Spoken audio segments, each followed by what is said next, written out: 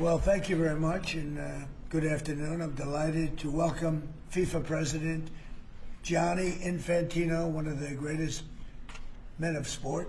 He is an amazing man. He's done an incredible job with FIFA. Thank you. Congratulations on the job. I hear you're setting records for the World Cup. Yeah. We'll talk about it, but setting records in ticket sales for the World Cup.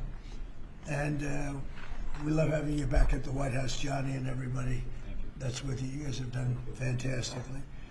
I also want to thank Vice President J.D. Vance. J.D., wherever you may be. Where's J.D.? Is there any something? Oh, he's coming right over. Marco Rubio was doing a fantastic job, and Secretary Christine Ohm was doing a fantastic job, as well as Representative Darren LaHood. Thank you all very much. Hi, Darren. This past summer, the United States hosted the 2025 FIFA Club World Cup, and it was great. I actually went to a match, and it was amazing. It was a big success, too, wasn't it? It was sort of like a preview of what's to come. And now we're getting ready for an even bigger event next year as we host the official 2026 FIFA World Cup. That's the big one. The World Cup tournament. This will be a once-in-a-lifetime opportunity, even for our country, because frankly, this goes to countries, everybody wants it. I guess it's going all over the world. Do you know who's getting it the next time around? Who's getting it? Has that been selected? The next one will be Morocco, Spain, and Portugal. That's good. With 3 matches at the beginning in South America, Argentina, Uruguay, and Paraguay. And the one after will be Saudi Arabia in 2030. Wow, that's great. Yeah. Wow, that's great. Well, we have the king coming, Crown Prince is coming tomorrow. This will be a once-in-a-lifetime opportunity to showcase the greatness of American world-class athletic competition as we celebrate our nation's 250th year. The World Cup will also be an incredibly significant economic opportunity for countless American workers and businesses. It's expected to drive more than $30 billion, Johnny. I don't know about that. That sounds like a lot of money. No, it's true. Are you sure? 100%. How much does the country get out of that? 30 billion. 20%? No, do we get like a percentage of the gross or anything? That's for negotiation. That's right. And it's going to create nearly 200,000 jobs for America. Since the creation of the White House FIFA Task Force earlier this year, Secretary Rubio's team at the State Department has worked tirelessly with the Department of Homeland Security to ensure that soccer fans from all around the world are properly vetted and able to come to the United States next summer easily. Before I took office, it would often take a year to get a travel visa, but because of the administration's hard work, now in more than 80% of the world, think of that, the wait time for a visa is 60 days or less. For those who intend to join us for the World Cup, I strongly encourage you to apply right away. And I want to thank FIFA Task Force and Secretary Rubio for the great job. Marco's doing a fantastic job in many ways, too. So I want to just thank you all for a great job. Marco, you're doing a great job. Thank you. Beyond even this, we're also creating what we're calling the FIFA Prioritized Appointment Scheduling System. That's a hard one for most people to remember, but it's there nevertheless. And this will allow World Cup ticket holders with long wait times to opt with FIFA for a prioritized interview. And I've directed my administration to do everything within the power to make the 2026 World Cup an unprecedented success. I think it's going to be the greatest. And we are setting records on ticket sales. Nobody's ever really, and FIFA's never, if you look at the numbers, nobody's ever seen anything like the kind of numbers we're doing. The early ticket sales are through the roof, and much of it is even sold out. So congratulations, Johnny. And I'd like to ask Johnny to say a few words. He's really done an incredible job. He's got unbelievable spirit and personality and talent and intelligence, I always like to say, because it's all a part of it. But the job you've done is based on what's happening, unprecedented. Thank you, Johnny. Thank you. Thank you, President. Thank you very much. I would like to start really by thanking you, Mr. President, Secretary Rubio, Secretary Noem, Andrew, your entire team for approving and making this very important announcement today. The FIFA Pass is being announced, the prioritized appointment scheduling system. That's the way people will remember it. So if you have a ticket for the World Cup, you can have a prioritized appointment to get your visa, because we said it the very first time we met, Mr. President, America welcomes the world. America will welcome the world here next year. We will have between 6 and 7 million tickets sold for the matches. We will have between 5 and 10 million people coming to America from all over the world to enjoy the World Cup. And with this FIFA Pass, we can make sure that those who buy a ticket that are legitimate football fans or soccer fans, they can come and attend the World Cup in the best conditions, starting from getting their visa and then coming, of course, in the country to enjoy. You mentioned the economic impact, the 30 billion, 200,000 jobs, and this is just for the World Cup, and we will build on that to make soccer even greater here. You are the #1 country in the world, the United States of America, Mr. President. You have to be the #1 country as well in the #1 sport in the world. So we have to work for that, and we will do that, and the World Cup will be very, very significant in this respect. So big thank you to you, to the White House Task Force, to everyone involved, and we are celebrating next year not just the 250 years, but also the greatest and most inclusive World Cup ever. We'll have 6 billion people watching. We have the draw coming up on the 5th of December here at the Kennedy Center in Washington, D.C. 1 billion people watching the draw to find out who plays whom and where. We have 32 teams already qualified. Before or by tomorrow night, we'll have 42 out of 48 qualified. So a quarter of the world will be here, and we are looking very much forward. So thanks for the support, thanks for the great work, and always happy to be here at home, if I can say that. You are. We are. There's your beautiful trophy right there. Yeah. You are. And a big part of it, too. Marco, would you say a few words? Yeah, thank you, Mr. President. First of all, for getting the games, because this happened in your first term when the Cup came here, and it's a major undertaking. So we've deployed over 400 additional consular officers around the world to deal with that, in some cases doubling the size of the consular presence in our embassies in certain countries. And the good news now is that in about 80% of the world you can get an appointment within 60 days. It used to take, half a year or longer, and now sometimes it took, now you can get it in less than 2 months, where in places it took over a year. In places, for example, like Brazil and Argentina, it took over a year to get an appointment. Now you can get it in less than 2 months. So our advice to everybody is, if you have a ticket for any of the games, you need to apply if you haven't done so as soon as possible. Don't wait till the last minute. Your ticket is not a visa. It doesn't guarantee admission to the U.S. It guarantees you an expedited appointment. You're still going to go through the same vetting. We're going to do the same vetting as anybody else would get. The only difference here is we're moving them up in the queue. We're moving them up faster. But my advice to everyone that's watching around the world is, if you intend to come to the games, you have to have a ticket. You need to apply. Apply as soon as possible. You're going to get your interview within 6 to 8 weeks, and move forward from there. Don't wait till the last minute to do it. Thank you. Mr. Congressman, would you like to say something? Well, first of all, Mr. President, none of this would have happened without your leadership securing this during your first term. I tell my colleagues all the time, this will be the largest sporting event in the history of the world. We expand from 32 to 48 teams for the first time ever. We're doing it with Mexico and Canada, but obviously the 11 host cities will be here in the United States, and it's going to have a $30 billion impact economically in this country. And so it has been a team effort by everybody, but I also want to thank President Infantino and obviously you, Mr. President, and your entire team, Andrew and Nick and everybody. It is going to be an unbelievable sporting event next summer. It's going to be great. It's going to be great.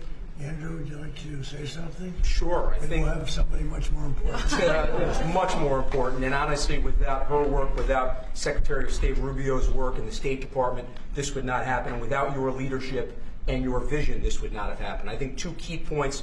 One, the Secretary of State already highlighted. This is a welcoming message to the world without going around the safety and security procedures. It's so key to make sure that this World Cup is safe and secure, and the White House Task Force is working every day to make sure that's the case. And also, as Congressman LaHood said, the economic benefits for American businesses, both small and large, from a $30 billion event like this. So really, thanks to all the White House Task Force members, from Secretary Rubio to Secretary Noem, to notice of funding opportunities that went out to the cities and states last month were really key from the safety and security perspective, to Deputy Chief of Staff Luna, who is integral in this whole process, to the White House Task Force members that are standing in the back of the room today and that couldn't be here. Without your hard work, this would not have happened, and I really can't thank you enough for really the best team I've ever been a part of. And also to FIFA, to the President Gianni Infantino, my good friend Carlos Cordiero, your desire to make this World Cup the best yet, it's contagious. Every single day I come in and think, what can we do to make this even better? And Mr. President, your vision more than anything. I think it takes a unique visionary to be able to go and see a sporting event and realize that this can be one of the greatest cultural events in world history. And I think there are very few people, aside from the 45th and 47th President of the United States, Donald J. Trump, that can do that undertaking. So thank you. Thank you very much. Christy? Mr. President, thank you for Andrew. Thank you for making him the head of our FIFA task force. He's fantastic. And Nick has been a rock star in facilitating all of our meetings, getting everybody together, and making sure that we're prepared to host this event. And it's going to be the world's largest sporting event ever hosted, and it's happening under your leadership. So every department has been working, but the Department of Homeland Security is working on making sure people can travel here safely. They know that they're welcome to the United States, that each of these events will be cooperative events with our cities to make sure that security needs are met. We put out over $600 million worth of grants to the 11 host cities that they'll have the advantage to partner on technologies and screening technologies, drone technology, counter UAS as well will be implemented. So we'll be prepared to host it safely, but also with Marco's leadership at the State Department, making sure that people that come in on these tourist visas are coming in thoroughly vetted, just like anyone who would travel here, and they would come and enjoy our country, and then they would go home and go home in a timely manner. So we're excited about that, and we're excited to partner with you, Mr. President, on creating memories for people around the world that will make them not just fall in love with the United States, but also fall in love with the sport of soccer. Thank you. How many games are there, Johnny, total? Total 104 games, meaning 104 Super Bowls in 1 month. This is the It's magnitude like of the that, event. you know, when you think, It is, it's incredible. it's 104 Super going to Bowls in be 1 month. the biggest sporting event we've ever had. It's like having 104, or even if you cut it in half, 50, 60 Super Bowls, right? That's okay too. In Any 1 month. questions? Mr. President, can you just take us through this FIFA Pass idea that you guys are talking about here? How exactly is it going to work for ticket holders to this big event that the United States is hosting? I'll let my guys do that because they can do it much better. And either one of you two, Nick, would you like to talk about it? Sure. Well, Mr. President, without your leadership, this would not happen. And we came in 10 months. We have a system that's going to welcome the world. The greatest host in the history of the world is going to host the world here. Basically, this system allows folks with a FIFA ticket purchased through FIFA to go through the FIFA portal. That is then going to get prioritized with the State Department, so that those appointments are going to be had before existing appointments, so that people, when they buy tickets, they have confidence that they're going to be able to come to the games and spend their money and travel this country and do all the things that they want to do and enjoy the game. So it's an incredible vision that the President executed here. Within 10 months, we started with really not that much. And so this whole team here, with the President's guidance, has made this possible. It's going to be the greatest games in the history of the world. Okay, do you have that? Yes, yes. Not too complicated. Daniel, please. Daniel? Mr. President, yep. You were talking about the economic impact of this. Billions and billions of dollars. This builds on the framework and the groundwork that you've built already up for a major year in 2026. Deregulation, energy independence, tax cuts, historic amounts of private sector investments. What do you envision for the 2026 economy when this event comes to town next year, too, on top of everything else? Yeah, it's just a huge economic boon to this. You know, we had a little shutdown that was caused by the Democrats, and this will make up for it many times over, so that's good. But I think it's the importance of the event all over the world. The world is watching, and it really is. It's like having, you know, many Super Bowls, actually. Each game is almost a Super Bowl. Some of them are, I guess you could say, bigger than Super Bowls. I guess when you get to the finals, it's of that level or more. Much more. Worldwide, I think it's got to be more. So that's great. You know, when Johnny and I made the deal, I never thought I was going to be president because I was supposed to be retired by that time, and I got a little lucky. So I'm very honored to have it. And we have the Olympics coming too. That'll be great. And the 250 is going to be right out on the lawn. You're going to have a UFC event with Dana White and his people. He's going to have the greatest card they've ever assembled. I was talking to Dana White the other day, and they're going to have the greatest card they've ever assembled, Johnny. So you'll be sitting up there with me, Darren. We'll be watching it. So right opposite the front door of the White House. That's going to be on June 14th. So it's really going to be an amazing period of time. But this is something very, very special. World Cup. All my life I've heard about it. Yeah. Mr. President, I have a question about Venezuela, but can I just first ask, the help of the president's always news. Your voice sounds a little rough. Are you feeling all right? I feel great. I was shouting at people because they were stupid about something having to do with trade in a country, and I straightened it out. But I blew my stack at these people. Well, it sounds like there's a follow-up there, but can I ask you about Venezuela? You suggested... Sounds as the what? It sounds like there's a follow-up there, but can I ask you about I Venezuela? thought you said there was a polyp. And I said, I don't want to hear that. Okay. You suggested you've made a decision about what you want to do next about Venezuela. I understand you don't want to tip your hand, but is there anything you're ready to rule out at this point? Are you ruling out U.S. troops on the ground? No, I don't rule out that. I don't rule out anything. We just have to take care of Venezuela. They dumped hundreds of thousands of people into our country from prisons. Nobody knows better than this young lady right here. She's done an incredible job with Tom Homan and all of you people. It's amazing. You know, we have a tight border right now. Nobody comes in. But we had millions of people pouring through. A year ago, we had millions of people pouring through our border. And many of them came from Venezuela, including Tren de Aragua, the gang. And I guess what I'm hearing, Christy, is that's as bad a gang as there is anywhere It's the in the worst. world. Absolutely, Is that sure. Absolutely, they are the worst. I mean, they're worse than They're MS-13. killers. They massacre people. They cut them up into pieces and they bury them in their communities where they grew up. They're horrible people. And we had a lot of them, and many of them, most of them, pretty soon, most of them are going to be out. But they sent them in like we're a dumping ground. So I'm not in love with the people running Venezuela. I love Venezuela. I love the people of Venezuela. But what they've done to this country, and I really say this, what Biden and the Democrats have done to this country can never, ever be forgotten. You suggested Maduro wants to talk. Are you prepared to speak with him directly? Would you commit to doing that before you order the strikes? Yeah, I probably would talk to him. Yeah, I talk to everybody. Mr. Mr. President. President, Go ahead, Jamal please. Bushwan Garrett, was that who you were Please, go referring ahead. to? Was that India? Rebecca Zalko with Blaze News. So in a recent interview, you had made some remarks about H-1B visas. You said what? about H-1B visas. Yeah. You said that there were certain talents that Americans needed to outsource to foreign workers. Could you clarify? Until maybe? they learn that, yeah. Like, for instance, if you're going to be making chips, we don't make chips too much here anymore, but we are going to be in a period of a year. We're going to have a big portion of the chip market. But we have to train our people how to make chips because we didn't do it. We used to do it, and then foolishly we lost that business to Taiwan. Very, very foolishly, because if they had a president that thought like I did, they would not have let that happen. But it's all coming back. I think we're going to have within a few years, we're going, and not because of the CHIPS Act. The CHIPS Act was a disaster for this country. We gave away billions of dollars to other countries and other locations and companies, and all they did was rob our money. But because of tariffs, the chips are coming back. Chip makers are all coming back. And I think within a very short period of time, we're going to have maybe even the majority of the chip making in the world will be right in the United States. Where it should have been all along. But because we had people that didn't believe in tariffs, they believed in them, but they didn't know how to use them, we would have had nobody leaving our country right now. And instead, you have almost 100% of the chips are made in Taiwan. It's so disgraceful.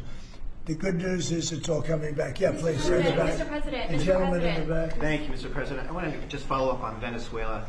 In these talks with Maduro, is there anything that he could say or do that would allow you to feel like he could stay with your support? Is there anything that he could say that you would be, okay, you can stay with you? It's hard to say that. You know, the question's a little bit tricky.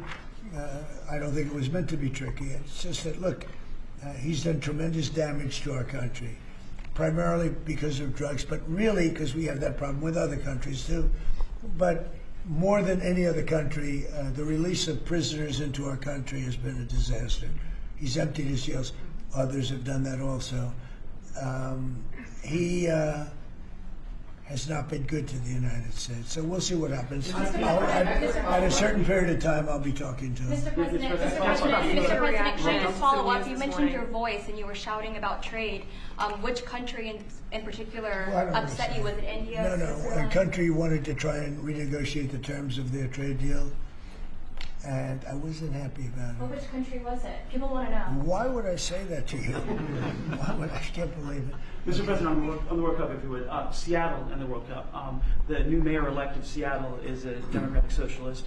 Seattle has six, or beyond. I watched her. Right, Seattle has six. That's more than socialism. Right, Seattle has 6 World Cup games. How close are you going to be watching that city with the crime in that city?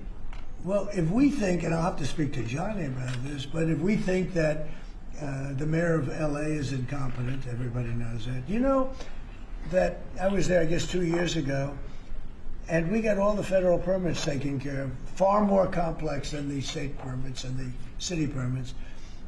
And Lee Zeldin, who's a superstar, got everything taken care of.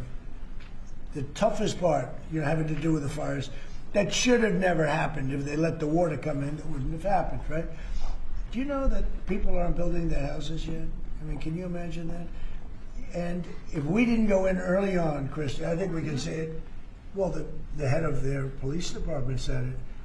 They were unable to handle. You would have had, not only did you have the fires, but you would have had total insurrection in Los Angeles.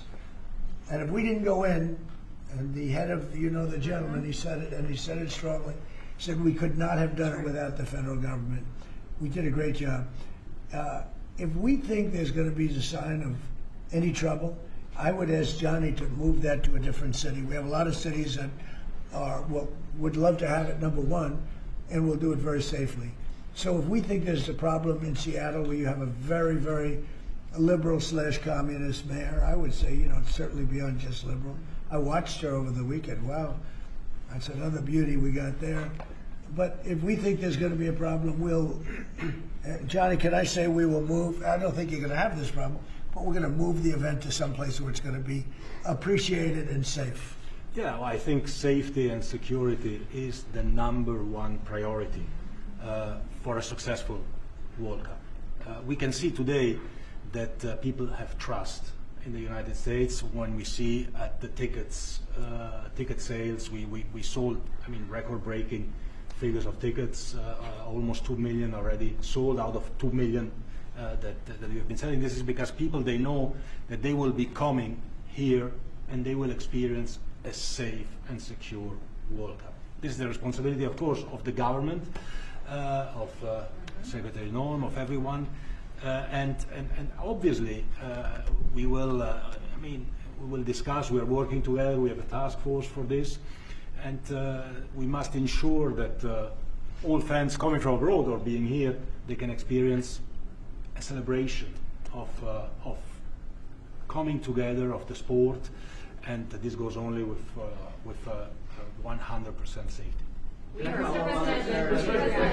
We are communicating with all these mayors about what their responsibilities are. They know the safety and security of these events is their #1 responsibility, and we'll be there. The president's always there to keep Americans safe, but he also makes sure the people that know their responsibilities and that they're prepared to host these events and do so in a safe manner. Is there a Mr. timeline President, for Mr. that? President. That would have an economic impact. There was some news this morning from an Axios report that Senator Ted Cruz was laying the groundwork for a potential 2028 presidential run. Could I get your reaction to? Could you see yourself supporting Senator? Well, he's a friend of mine. I haven't spoken to him about it. It's a little early. It's 3¼ years. That's a long time. But he's a very good guy. He's a very good friend of mine. You remember we had quite a campaign against Ted, and it worked out quite nicely. Let's see, where are we? Oh, we're the other. But I'm not that surprised to hear that. Mr. President, on the tariff exemptions, you had some recently on a variety of different goods. I'm wondering, are you ruling out going forward no more exemptions on products? You were mentioning a disagreement you had earlier. So I'm wondering We've taken what do you in think? hundreds of billions of dollars in tariff money. We're going to be issuing dividends later on, somewhere prior to, probably in the middle of next year, a little bit later than that, of thousands of dollars for individuals of moderate income, middle income. We're going to pay down debt. We have a lot of money from tariffs. If we didn't have tariffs, this nation would be in serious trouble. And we've taken in tremendous amounts of money. And you know what's more important than that? We've protected our businesses from being raided like we did with the chip business. Now we're bringing them all back. But we had 100% of the chip industry, and then they left. They went mostly to Taiwan and South Korea, but mostly Taiwan. And they have almost 100%. And we're going to have, within a short period of time, a big percentage of the chip business are coming back because of tariffs, because they don't want to pay the tariffs, because the tariffs will be very steep if they don't come back, and they've committed to come back. As you probably heard, Apple is now up to $700 billion. We have NVIDIA at $600 billion. We have tremendous amounts of money pouring in. Our country has become amazing again and really, really rich again. I will say this. We have a decision we're waiting for. It's a very big decision. The numbers that we've taken in, if you talk about investments, is trillions, not with a B, not with an M, millions, but trillions of dollars. I can't imagine having to give that money back on something that we're allowed to do. And the ones that are fighting us are countries, largely. They're back in countries that have been ripping us off for years, using tariffs to rip us off. And now we're able to defend ourselves. It really is a matter of national security, because economic security is national security. So I think you're going to see another thing happening. I think you'll see food prices. They've come down very substantially since Biden. But I think you're going to see food prices coming down very substantially. Saudi Arabia, tomorrow you're hosting Yeah. Saudi Arabia. Are you planning to sell F-35s to Saudi Arabia? Yeah. I mean, and also, are you looking at doing a similar security agreement like you did with Yeah, no, I am planning on doing that. You're Yeah. gonna They want to sell buy. that They've been a great ally. They've got to like us very much. Look at the Iran situation, what we did in terms of obliterating, we obliterated their nuclear capability. Yeah, I will say that we will be doing that. We'll be selling F-35s. Yeah. Mr. President, to clarify something you posted on Truth Social last night. You urged House Republicans to vote in favor of this Epstein release bill they're going to vote on tomorrow. I just want to be super clear on your position. Do you want to see that pass the Senate? Would you sign that bill if it gets to your desk? I do want to. Here's what I want. We have nothing to do with Epstein. The Democrats do. All of his friends were Democrats. You look at this Reid Hoffman, you look at Larry Summers, Bill Clinton, they went to his island all the time, and many others. They're all Democrats.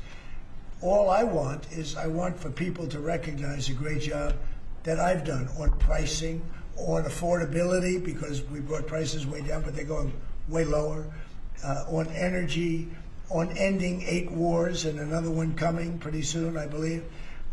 We've done a great job. And I hate to see that deflect from the great job we've done. So I'm all for it. We've already given 50,000 pages. You do know that. Unfortunately, like with the Kennedy situation, with the Martin Luther King situation, not to put Jeffrey Epstein in the same category, but no matter what we give, it's never enough. With Kennedy, we gave everything and it wasn't enough. With Martin Luther King, we gave everything and it's never enough. We've already given, I believe the number is 50,000 pages. 50,000 pages. And it's just a Russia hoax as it pertains to the Republicans. Now, I believe that some of the people that we mentioned are being looked at very seriously for their relationship to Jeffrey Epstein, but they were with him all the time. I wasn't at all. And we'll see what happens. What I just don't want Epstein to do is detract from the great success of the Republican Party, including the fact that the Democrats are totally blamed for the shutdown. You know, they cost our country hundreds of billions of dollars with that, at a lot of inconvenience. So I'm for any. I don't. They can do whatever they want. We'll give them everything. Sure, I would. Let the Senate look at it. Let anybody look at it. But don't talk about it too much, because honestly, I don't want to take it away from us. It's really a Democrat problem. The Democrats were Epstein's friends, all of them. And it's a hoax. The whole thing is a hoax.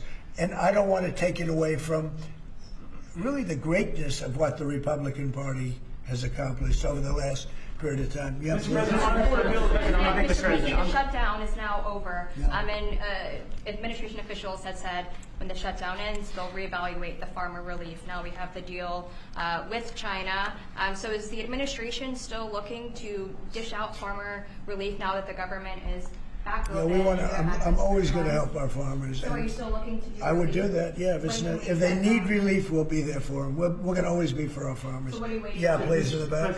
Mr. President, just speaking of the economic impacts of FIFA and possibly moving to another city, some games if you feel there's crime, is there like a timeline that you would do that? Because these cities, there's sponsorships, there's economic impacts for these communities. Sure. Is there, Well, make the you know, the governors are going to have to behave. The mayors are going to have to behave. You know, in the case of California, you have a problem. You have high crime, and you have a place that just suffered great fires and everything else, and they didn't do a very good job. And if we didn't go in from the crime standpoint, you would have had a disaster. It would have been, it was not going to be handled properly. It wasn't able to be. The head of the police said without, as I said, without the federal government, they could not have done it. So here's the story. I love Los Angeles. If they want help during this, I would love to send in National Guard or whoever's necessary to help them. I want it to be great. I'd love it to be in Los Angeles. I love the place. It's a natural for Los Angeles. If we think there's going to be crime, if we are obstructed by the governor, and maybe he won't obstruct, maybe it'll be great. But I'd love him for him to call and say, you know, we'd like to have some extra help. Because if there's even a hint of a problem, we want to get in there before the problem occurs. We want to make it totally safe for Johnny and FIFA and all of the great people that are going to be there, and I think that's going to happen. I would be honored to help California if they're going to have a problem, and if they think they're going to have a problem, they should say so. We can be in there in 24 hours notice and do a great job. By the end of the year, by the end of the first quarter. Well, I think this: if they would tell us now, they're not going to have a problem, because if we go in, they don't have a problem. Look at D.C. There's no crime in D.C. anymore. And D.C. was a mess. If they want us to go in, I'd like them to tell us right now. But if we go in, there will be no problem. There will be no crime. What's the message then to like local businesses who are considering sponsoring? Tell your governor to ask for federal help. We'd love to help them. And also potentially launching strikes in Mexico, or putting American troops or American personnel into Mexico to deal with the Would I cartels. launch strikes in Mexico to stop drugs? It's okay with me. Whatever we have to do to stop drugs. Mexico is, look, I looked at Mexico City over the weekend. There's some big problems over there. If we had to, would we do there what we've done to the waterways? You know, there's almost no drugs coming in through our waterways anymore. Isn't it down like 85%? It is, sir. I don't know who the 15% would be. It wouldn't be you. No, that's for sure. No, I think it's been, Tons and tons of you would say drugs. that's a big signal. Absolutely. We have almost no drugs coming into our country by the sea, by, you know, the waterways. And you know why, okay? I mean, it's pretty obvious. Would I do that on the land cars? I would look, every boat we knock out, we save 25,000 American lives. Not to mention the destruction of families. These families are decimated forever. The mother, the father, the children, they never recover really from it. You know, when you lose somebody, like the way they live, if you lose them, but the way they die is horrible. So when we knock out a boat and we save 25,000 lives, that's great. Now, do I feel the same way about the the corridors that they use. We know every one of them. We have every one of those corridors under major surveillance. We have nobody coming in through our southern border, but we know exactly how they get their things here, how they get the drugs here, fentanyl, cocaine. Colombia has cocaine factories where they make cocaine. Would I knock out those factories? I would be proud to do it personally. I didn't say I'm doing it, but I would be proud to do it because we're going to save millions of lives by doing it. Would you only do it with Mexico's permission, though? I wouldn't answer that question.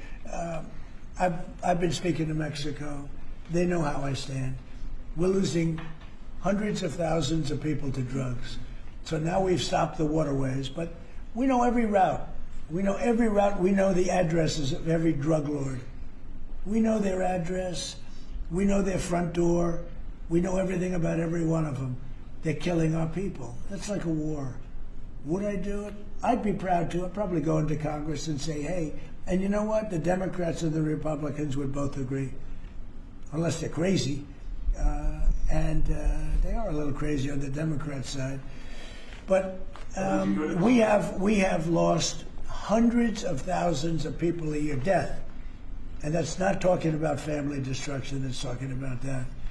And much of it comes through Mexico. So let me just put it this way. I am not happy with Mexico, okay? Thank you very much, everybody. Thank you, Press. Thank you, Press. Thank you. Thanks, Howard.